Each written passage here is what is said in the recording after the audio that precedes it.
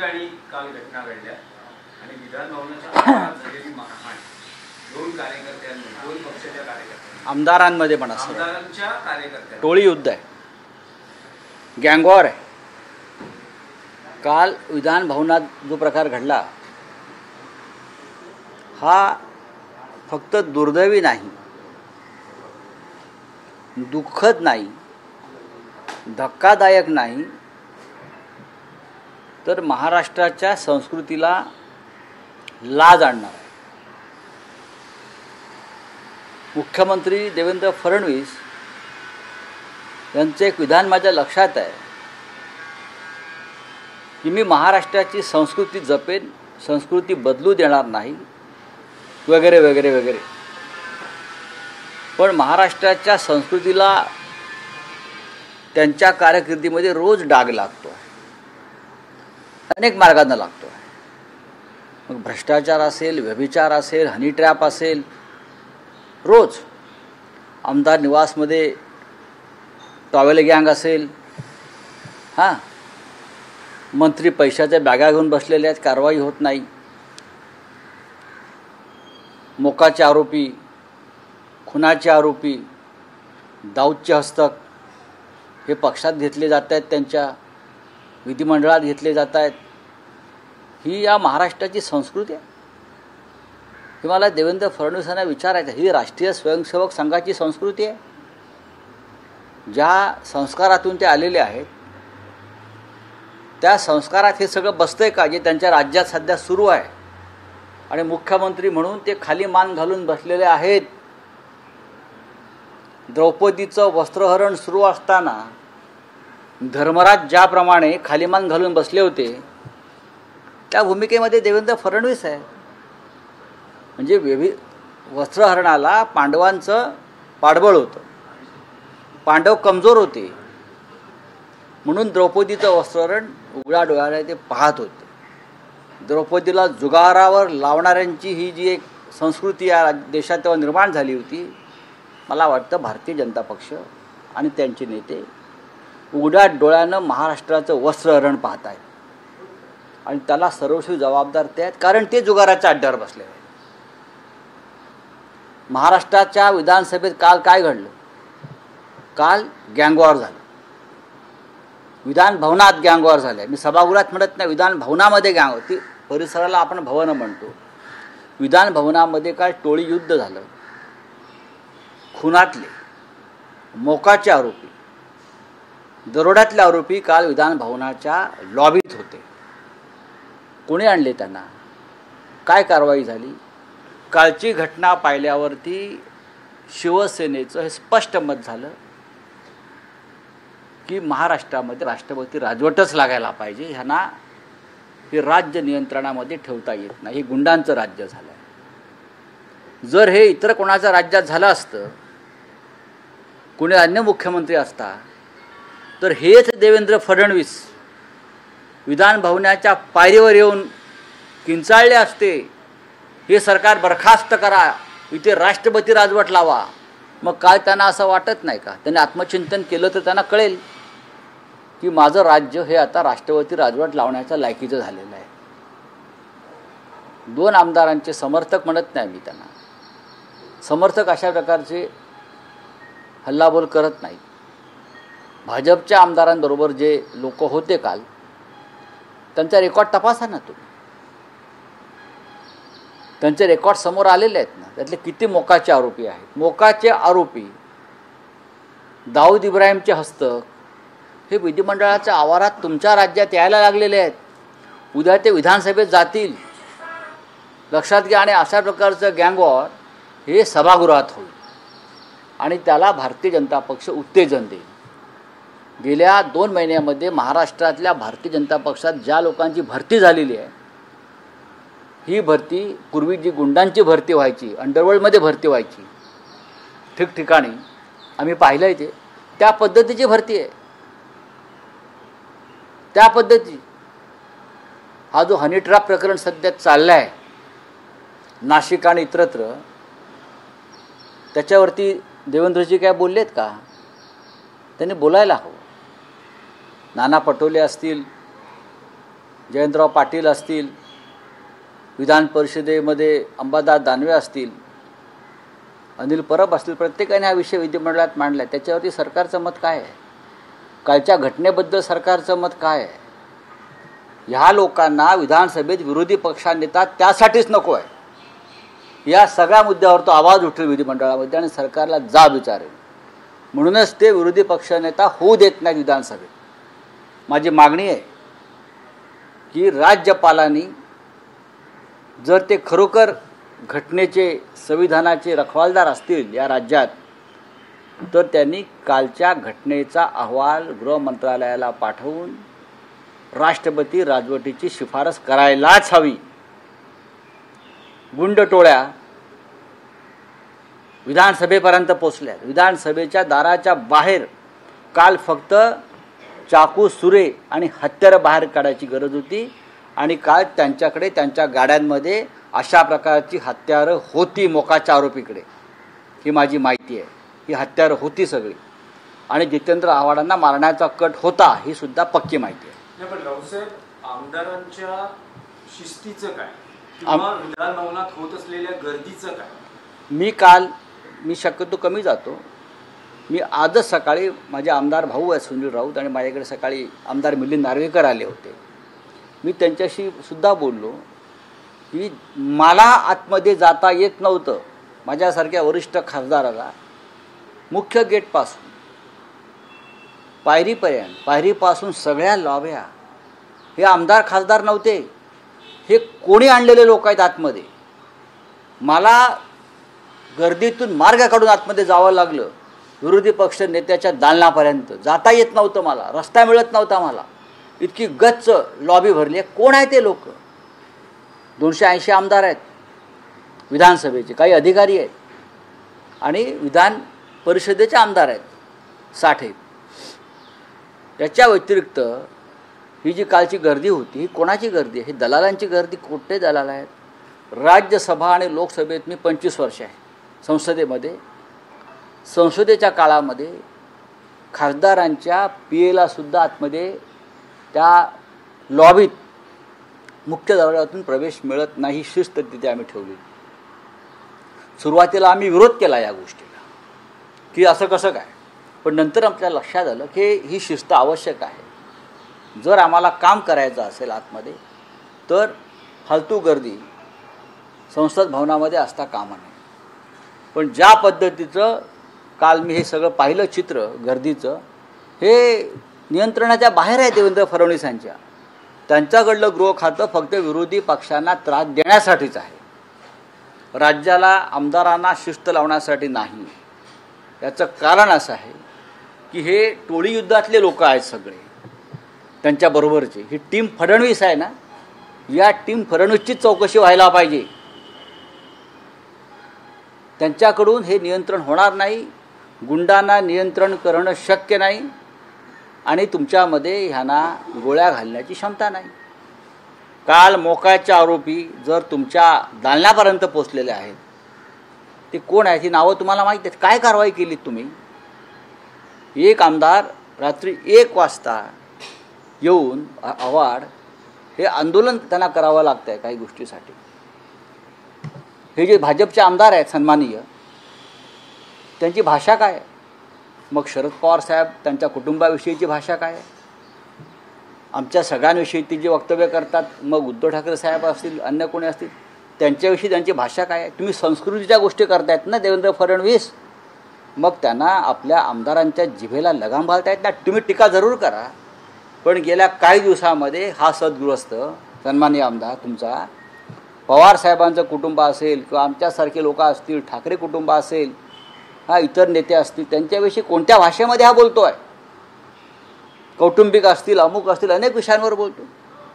याला देवेंद्र फडणवीसच्या टीममध्ये असलेला आमदार, त्याला काय इतकी सूट दिली आहे का?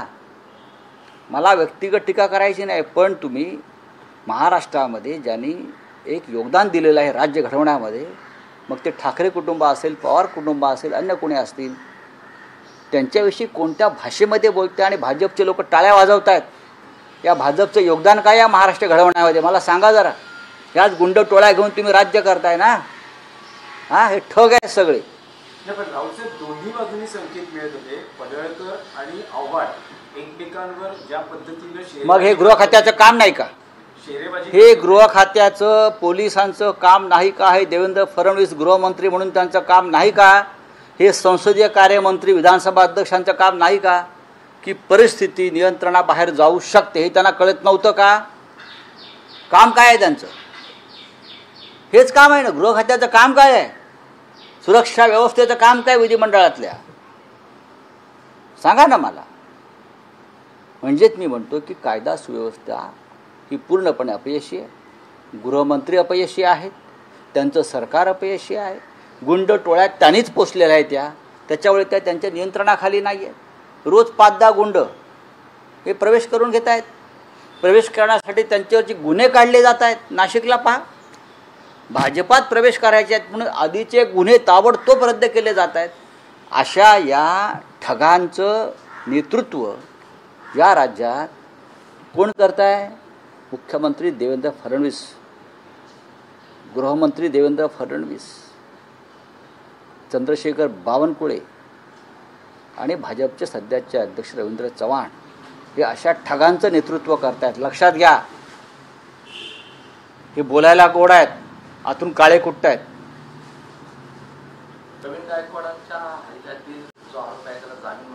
हे सगळे गुंड पोचलेले भाजपचे आहेत.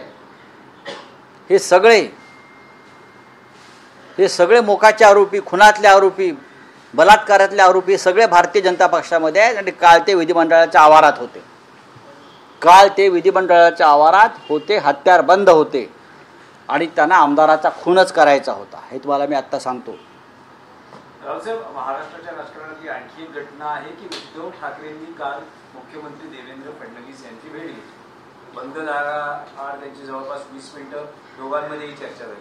आता असे तर्क लावले जातात की जी सत्तेची ऑफर फडणवीसांनी उद्धव ठाकरेंना परिषदेच्या सभागृहात दिली, त्यानंतर शिवसेना उभाठाला सत्तेची ओढ किंवा सत्तेचे वेध लागले आहेत का? कारण अलीकडे फडणवीस आणि उद्धव ठाकरेंच्या भेटीगाठी अनेकदा होत आहेत आणि खुली ऑफर दिली आहे. चुकीची माहिती आहे. अनेकदा वगैरे काही नाही. या संपूर्ण काळात ते 2दाच भेटलेले आहेत. एकदा देवेंद्र फडणवीस मुख्यमंत्री झाले तेव्हा ते पुष्पगुच्छ त्यांनी एक कर्टेसी म्हणून दिला. काल ते भेटलेले आहेत. ते महाराष्ट्रात त्यांनी पुन्हा एकदा काय त्रिभाषा सूत्री मी लावणारच हे त्यांनी जे चला जोर देऊन सांगितलं आहे, तो चला जोर देऊ नका फार. बरं का? हिंदी सक्ती तुम्हाला या महाराष्ट्रात लादता येणार नाही. या संदर्भातले काही पुस्तकं आणि काही कागदोपत्री पुरावे घेऊन ते काल देवेंद्र फडणवीस यांना भेटले आणि त्यानंतर संध्याकाळी दंगल झाली.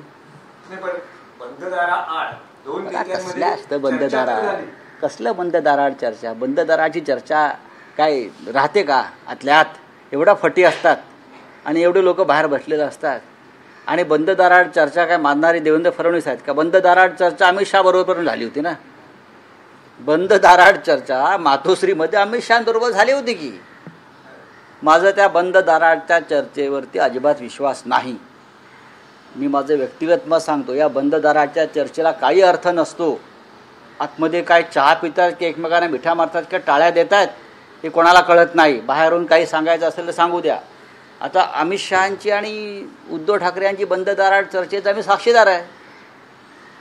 बाहेर सगळे कौरव पांडव बसले होते पंचा टाकून, मांडीवर थाप मारत.